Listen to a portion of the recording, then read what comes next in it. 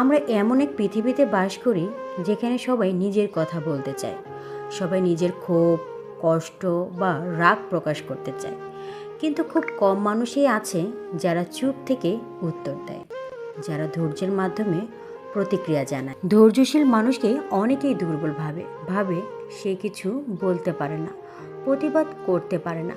কিন্তু সত্যি বলতে কি, চুপ থাকা মানে দুর্বলতা নয়, বরং নিজের আবেগের উপর জয়লাভ করার নামই হলো ধৈর্য। তুমি যদি চুপ থাকতে না জানতে, শান্তিটা হারিয়ে যেত।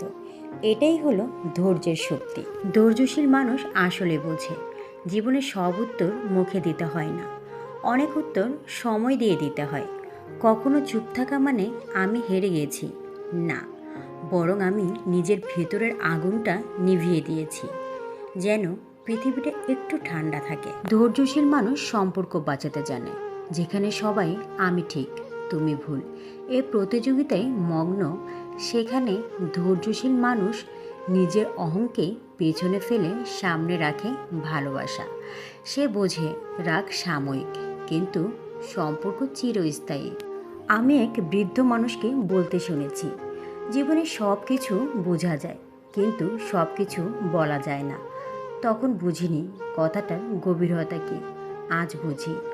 যে মানুষ চুপ থাকতে জানে সে কখনো নিজের সম্মান হারায় না, বরং তার নীরবতা একদিন অনেক বড় উত্তর হয়ে ফিরে আসে। আমরা সবাই চাই মানুষ আমাদের ভালোবাসুক, সম্মান করুক, কিন্তু সেই ভালোবাসা জোর করে নয়, ধৈর্য, নর্মতা, নীরবতার মাধ্যমেই অর্জন করা যায়।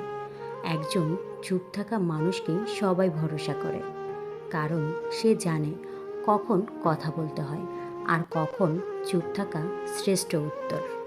তাই মনে রেখো, রাগ হলে চুপ থেকো, অন্যায় দেখে সঠিক সময়ের জন্য অপেক্ষা করো এবং সবসময় ধৈর্যের সাথে নিজের জীবনটা চালিয়ে যাও। কারণ পৃথিবীর সব বড় যুদ্ধ জেতা যায় না অস্ত্র দিয়ে, অনেক সময় জেতা যায় শুধু নীরবতা আর ধৈর্য শক্তির মাধ্যমে।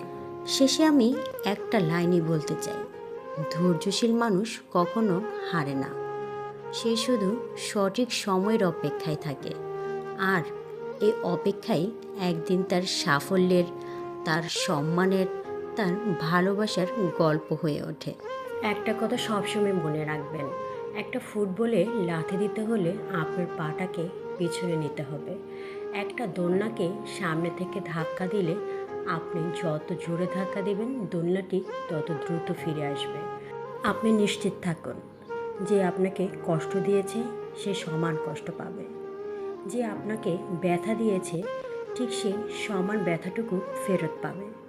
আজ, কাল, নয়তো পরশু, শুধু সময় আর ধৈর্যের অপেক্ষা। আমার এই সুন্দর আলোচনা থেকে আপনারা কী শিক্ষা পেলেন তা অবশ্যই আমার কমেন্ট বক্সে জানিয়ে যাবেন। আর আমার ভিডিওটি যদি ভালো লেগে থাকে তাহলে লাইক, কমেন্ট, শেয়ার করে আমার পাশে থাকবেন। ধন্যবাদ সবাইকে।